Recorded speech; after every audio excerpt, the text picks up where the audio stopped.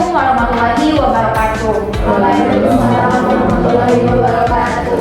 Selamat pagi hadirin sekalian, Ibu Kepala Puskesmas yang saya hormati, Bapak Dr. Samuel yang saya hormati, beserta seluruh hadirin yang saya hormati. Pada kesempatan kali ini kita akan melakukan konferensi dengan mengangkat tema strategi penanganan pasien hipertensi tinggi di wilayah Puskesmas Permata.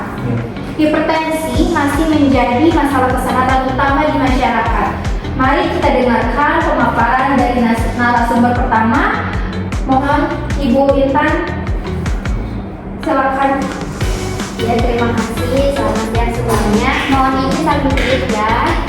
Jadi kebetulan karena masyarakat kan dominasi hampir 40%-nya itu dewasa lansia dan 40%-nya itu pengidap hipertensi.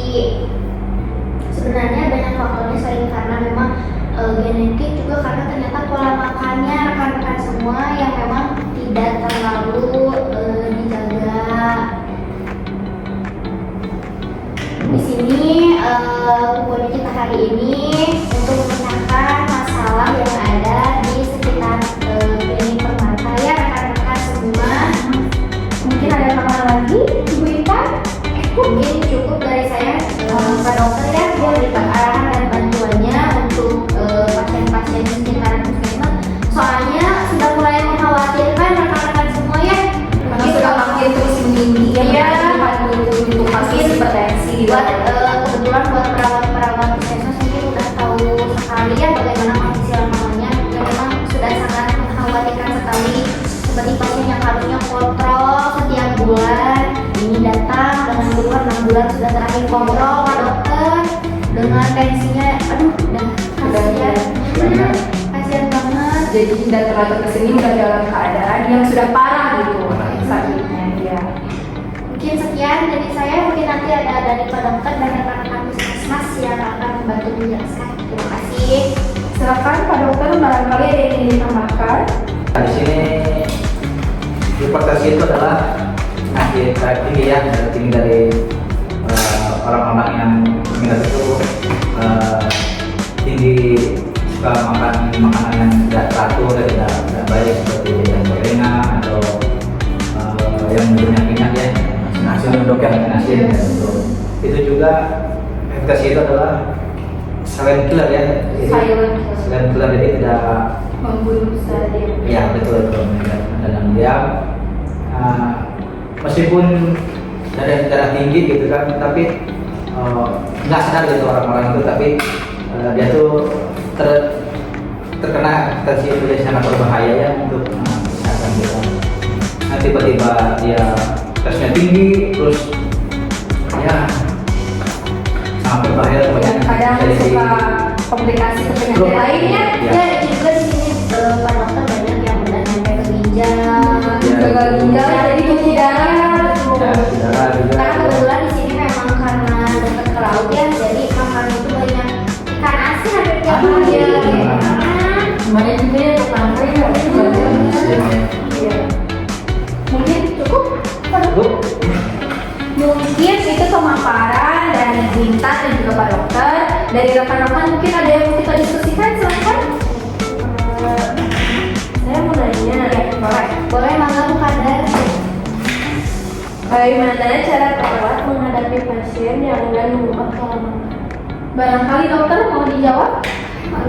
Bagaimana cara perawat menghadapi pasien yang akan membuat pola makan ya? Ya, belum saya jawab ya. Kami menggunakan pendekatan edukasi berbasis budaya lokal, misalnya menyarankan pengurangan garam pada masakan Sunda tanpa mengurangi cita rasa, serta memberikan daftar makanan tinggi kalium seperti pisang, bayam, dan pepaya. Jadi mungkin saya simpulkan ya penjelasan dari Pak Dokter, intinya kita harus menjaga pola makan kita. Jadi jangan seakan-akan kayak lagi nggak tinggi, jadi makannya sembarangan. Meskipun tekanannya darahnya sudah stabil, tetap makanan juga harus dijaga, ya. Mungkin itu Bu Kader bisa dibantu sama Bu Kader juga. Iya, mungkin nanti juga bantu. Kalau pertemuan sama ibu-ibu biasanya bulan sekali pertemuan sama ibu-ibu. Seminggu 2 kali sih. Oh, bisa tuh Bu sampai diselipin. Nanti kalau misalkan perlu bantuan dari puskesmas, nanti kita kasih aja ratingnya ya. Pas posyandu aja ya kayaknya. Iya. Oke, untuk selanjutnya apakah dari rekan-rekan lain ada yang ingin ditanyakan? Silakan. Ada lagi? Oh, silakan. Iya, Bu. Boleh nggak Bu Bidana? Apakah ada strategi khusus untuk meningkatkan kepatuhan pasien dalam kontrol rutin? Ya, silakan nanti kita mau dijawab sama Apa dokter lagi? Diberikan aja Pak. Oh, silakan kita. Makanya ada.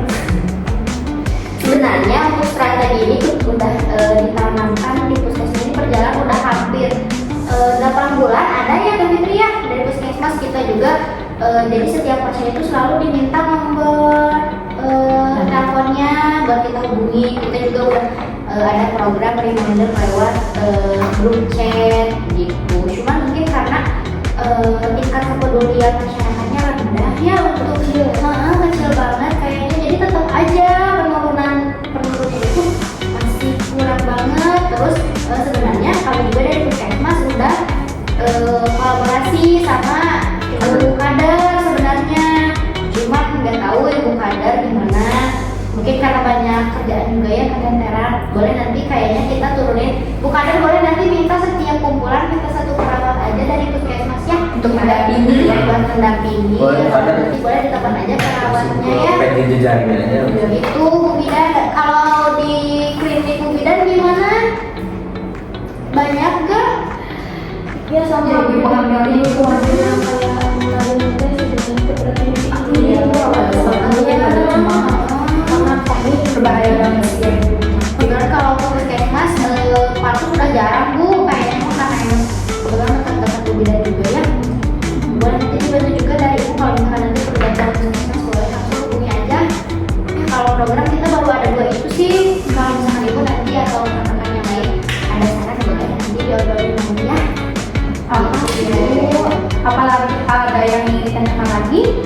Cukup. Saya cuma minta datanya ini dari Bu Bidan, potensi mungkinnya berapa persen dari yang berobat. Nanti boleh comparein ya, didatangin satu-satu ya. Ya. Dikasih edukasi. Nanti lagi di apa ya? Ya. Tapi kalau dari Bu Bidan suka di terapinya suka dikasih obat tensi nggak? Nggak. Bukan biar itu, bukan tapi itu biar jadi nanti Tanggung jawab. pihak puskesmas aja ya. Boleh nanti kabar-kabar aja sama Kang Minarnya dari puskesmas atau Fitri. Itu Ibu Bidan Putri dan Bu Bidan Karika. Terima kasih. Gimana, masih ada yang perlu didiskusikan lagi? Cukup? Oke. Ya. Mungkin konferensi pada kesempatan kali ini dicukupkan sekian. Kami menegaskan bahwa hipertensi itu masih menjadi masalah utama di wilayah kita ya, karena grafiknya terus menaik dari tahun ke tahun, itu terus menaik grafiknya. Kita terus berupaya untuk menurunkan hipertensi di wilayah kita. Tentunya hal ini tidak bisa dilakukan oleh seorang ya Bu ya, tapi butuh peran dari semua orang yang ada di puskesmas, baik ibu kader atau bidan dan petugas lainnya ya. Tentu saja ini tuh kolaborasi yang betul-betul kita butuhkan ya untuk membasmi atau menurunkan angka hipertensi di wilayah kita. Tapi selain itu tentunya kita juga tadi yang sudah disampaikan oleh Ibu Intan ya, perlu untuk menggunakan teknologi juga. Bisa juga kita edukasi nanti dikirim via WhatsApp gitu ya Bu, kita punya grup WhatsApp gitu ya. Jadi misalnya nanti dikasih tahu di WhatsApp, ibu-ibu hari ini ada pemeriksaan, datang ya. Mungkin kadang juga ada ibu-ibu yang tidak datang tuh karena tidak tahu, tidak ada informasi gitu ya. Mengurangi informasi. Mungkin hanya itu ya.